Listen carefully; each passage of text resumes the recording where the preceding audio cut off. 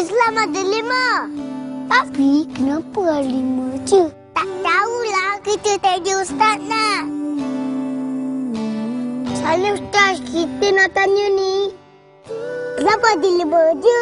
Rujuk setiap kemusykilan anda kepada talian Hidayah. Hubungi 010 600 2222. Daftar segera dengan salam fon. Perkhidmatan muda alih pertama berasaskan syariah.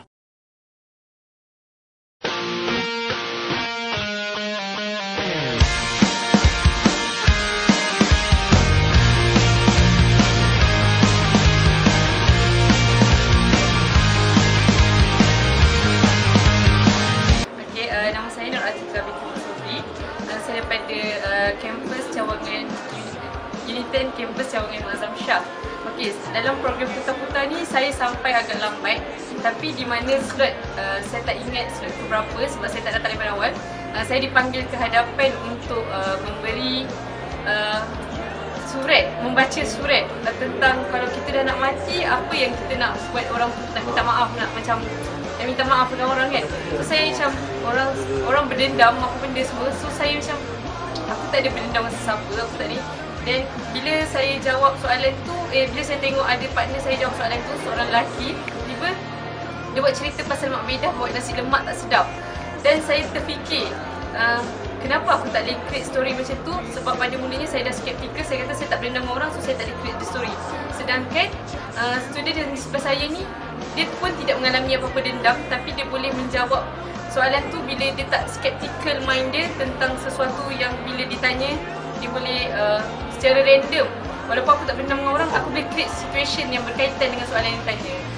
So far program ni, sebab saya tak join daripada mula, apa yang saya dapat daripada yang last tu, banyaklah input. Dan daripada mana kita kenal kita punya karakter apabila kita mengira nombor-nombor yang melalui tarikh lahir kita. Itu saja. Terima kasih.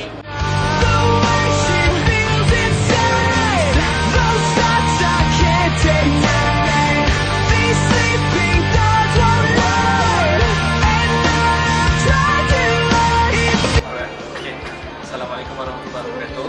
Nama saya Reza daripada Institut International.